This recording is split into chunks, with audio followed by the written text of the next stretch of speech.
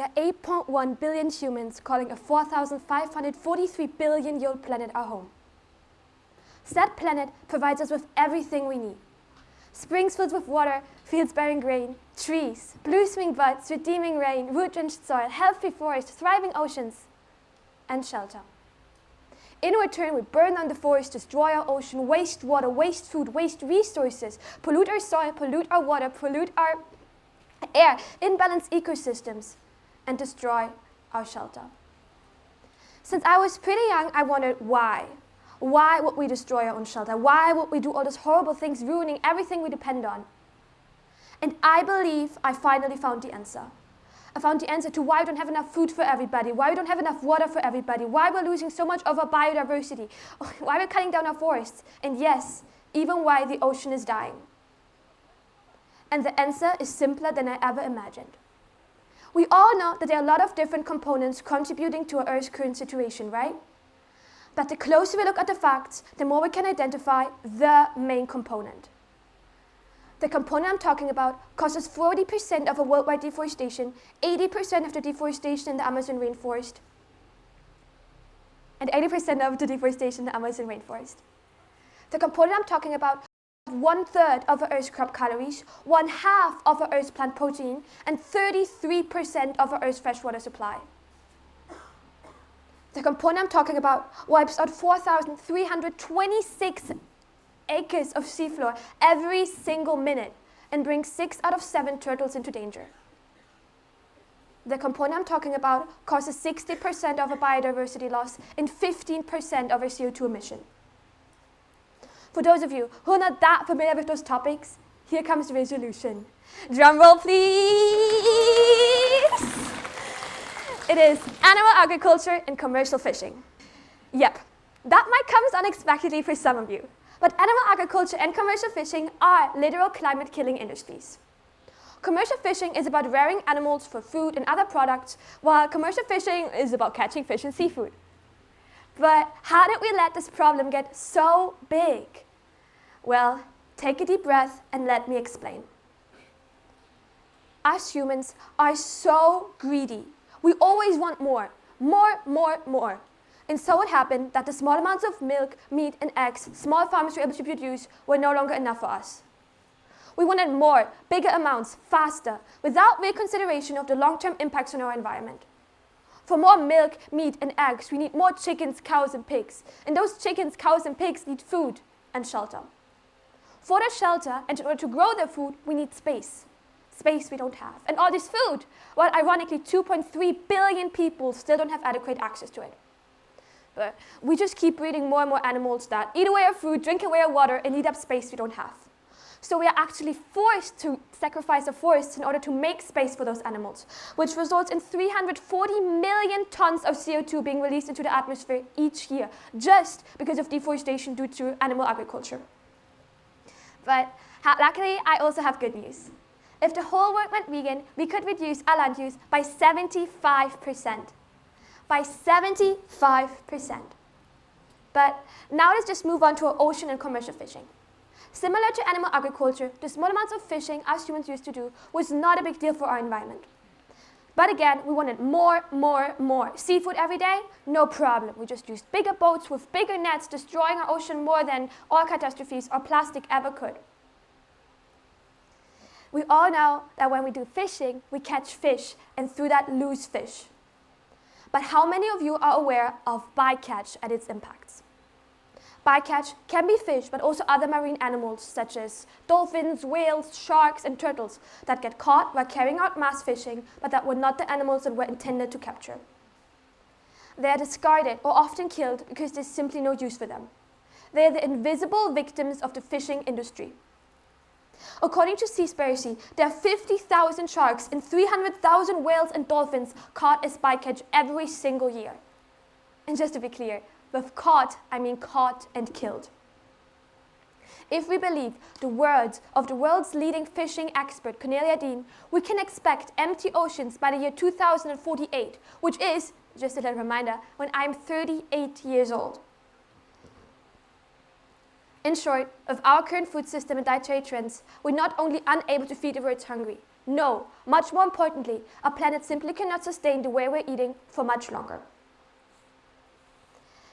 While collating this research, it got crystal clear to me that this was the topic I wanted to pursue for my quest. It was something I felt so deeply passionate about, and I knew I wanted to make a change. I began by talking to several really inspiring vegan restaurant and company owners that all had completely different views in veganism, but still agreed on one point. There's a lack of education towards this topic, and people need to start realizing before it's too late. So I knew from the very, very beginning that I wanted to create some kind of online interface that educates people in the topics that I already discussed with you, and more. So I created the Green Plate Initiative.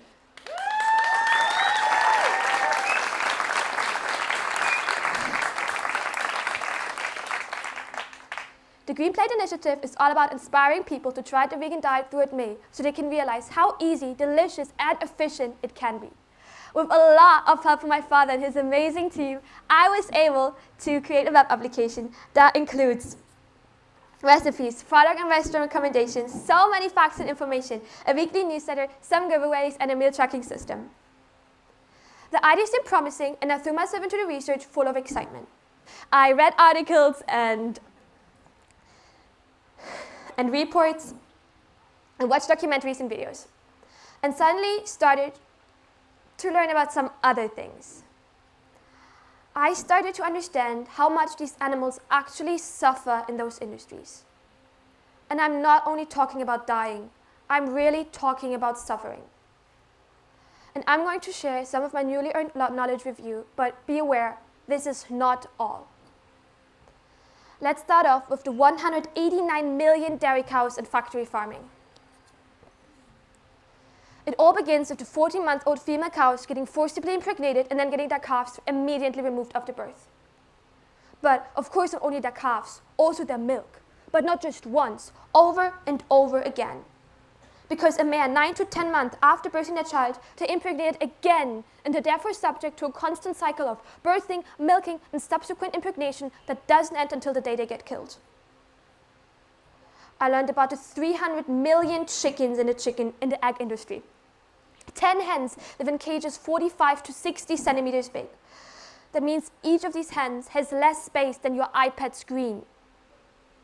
They live tightly pressed together so that even the normally clean animals are forced to urinate and defecate on one another. Disease runs rampant to the filthy grand sheds. Many of them die, and survivors are forced to live with the dying or dead cage mates that are sometimes left to rot. I also learned about the 7 billion male chicks no one sees any use for. What happens to them is very simple and the same in every single country of this world. Male chicks are simply not needed because they will never lay eggs or grow big enough to become broilers, so they are considered worthless and get shredded or gassed alive on their first day of living. I learned that only in the USA, 250,000 turtles get killed, injured, or captured by the fishing industry each year.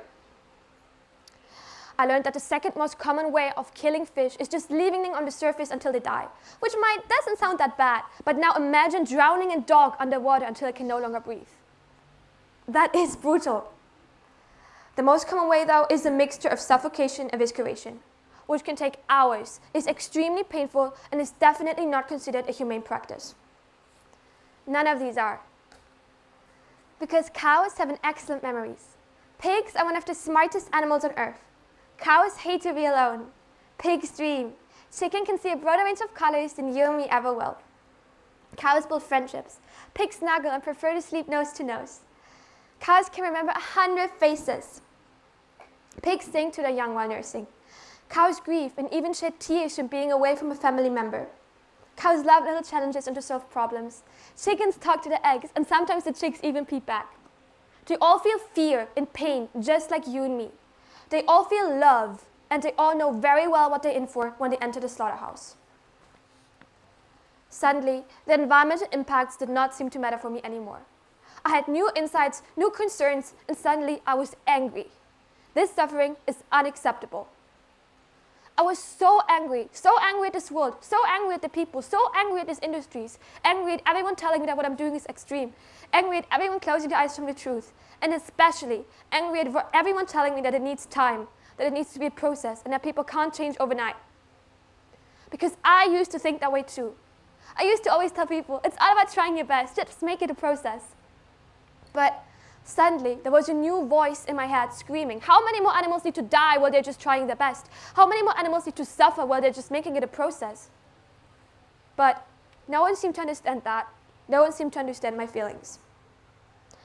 I knew that none of the people I knew would pay for these products if puppies, cats, dogs, kittens would be the ones suffering. And that made me just even more mad. To be clear, I was never mad at specific people, just mad at people in general, and I just didn't know how to handle my feelings. So I slowly started to ignore them and kept going with my project. I finished off a web application, printed out flyers, and put them everywhere around campus, and started promoting. But I was scared. What if no one participated? What if I couldn't even impact one person, one plate of food, one animal? But my worry turned when I realized that there were 60 people participating, out of whom around 20 were regularly tracking their meals. These 20 people I'm so grateful for, because over these 4.5 weeks, we were able to replace 1,665 meals.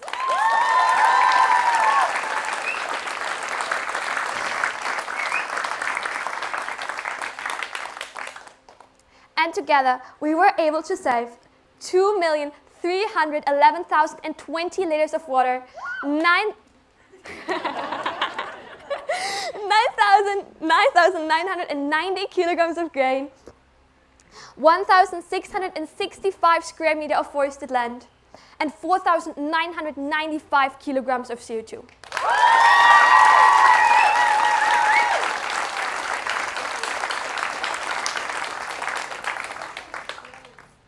Which is absolutely amazing. Suddenly, I knew how to handle my feelings. All I needed this entire time was hope. And this project gave me so much hope. I know that I've shared some shocking truths and some information that may be hard to hear for some of you. But I hope that this got you thinking and maybe even questioning some of your own habits. And I really, really hope that the next time you go into a restaurant, you might be looking at the vegan options on the menu as well. Because I changed my mind. Every meal does count, and everything is about trying your best. If you can have the smallest impact, do the smallest change that might have a ripple effect and has an even bigger impact, then why wouldn't we? Now, I just want to say thank you to my mom for being my biggest inspiration, helping me with the recipes, and motivating me for my speech. I want to say thank you to my dad, who without none of this would have been possible, for being my biggest supporter, helping me so much on the technical sides of my project, and always believing in me. I want to say thank you to my friends for motivating me. Thank you to my grandmas for being such passionate participants. Thank you to my sister for just being my sister and letting me forget about Quest. And to my teachers and the Solution Center team for their insane support throughout this whole journey.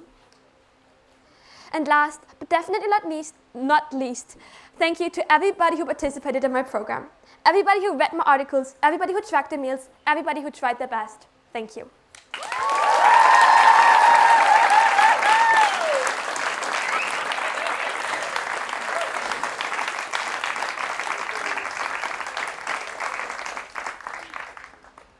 And to everyone else, just remember, pigs like snuggles, chickens talk to their babies, cows cry, and animals dream. So dream with me and make a shift in what you eat starting today. Thank you.